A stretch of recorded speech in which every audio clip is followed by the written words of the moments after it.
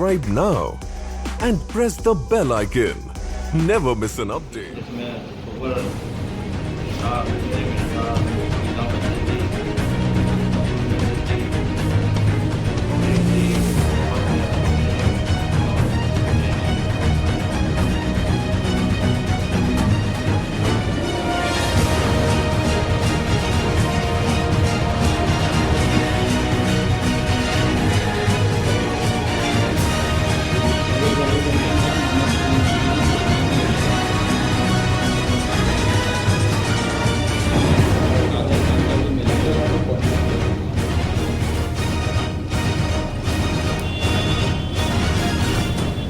Diamond है थोड़ा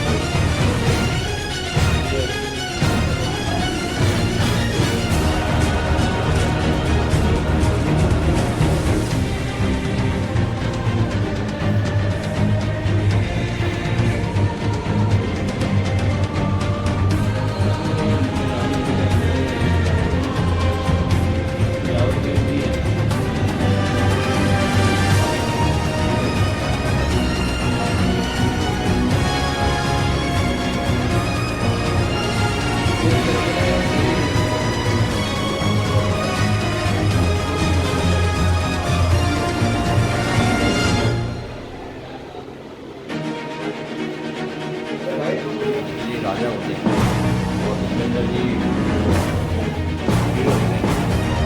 हम विलेन धर्मेंद्र जी के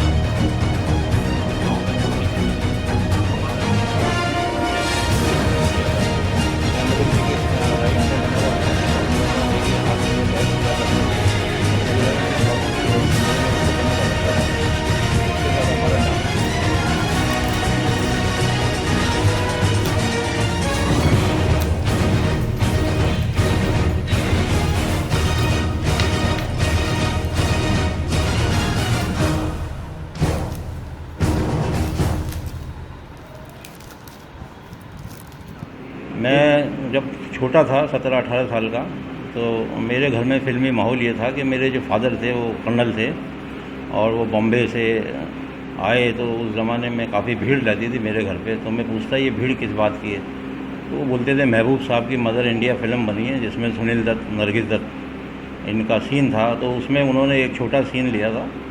उसके बाद पैसा ही पैसा, हसीनों का देवता, ये फिरोज़ खान साहब के भाई थे संजय खान, उनके साथ काम किया था। तो मुझे ज़रा ऐसा सेलिब्रिटी साहब चस्का लगा। तो मैं जिम किया करता था, एक्सरसाइज किया करता था और अपने आप को कदकाठी मैंने मजबूत बनाई और फिल्मों के लिए मैं स्ट्रगल शुरू किया।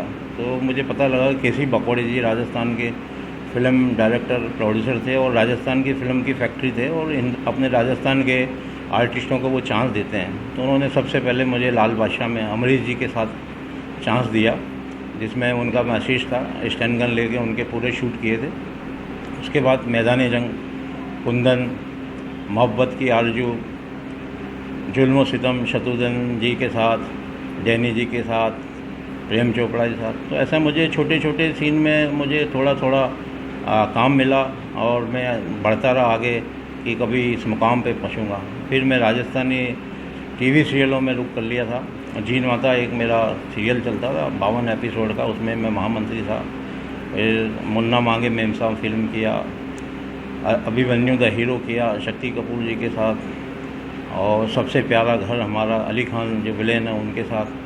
फिर एक राजस्थानी फिल्म आई थी राजू बन गया एमएलए, उसमें मेरा मेन किरदार पठान का था, जिसमें मैं आतंकवादी जो बम ब्लास्ट करके जाते हैं उनको मारता हूँ। वो मेरा बहुत अच्छा अब तक का राजस्थानी फ़िल्म का सबसे टॉप मेरा प्रतिबंधी था। और धीरे धीरे अभी ये कैसा एक सीरियल कर रहा हूँ, क्योंकि मुझे समय का अभाव रहता है और मैं पूरा इस टाइम में टाइम नहीं दे पाता हूँ। अब मुझे लग रहा है कि बहुत जल्दी ही मैं फुल तरीके से इसमें टाइम दूंगा और अपनी जो छवि बना रखी है मैंने और जो शौक़ है उसको पूरा करने की कोशिश करूँगा। और इस तरह मेरा ये सफ़र शुरू हुआ और एक मैंने पंजाबी फिल्म प्यार दा मोल भी किया था शिमला के अंदर। गुरिंदर चड्डा थी उनके डायरेक्टर, उसमें मेरा जावेद खान का सीन था।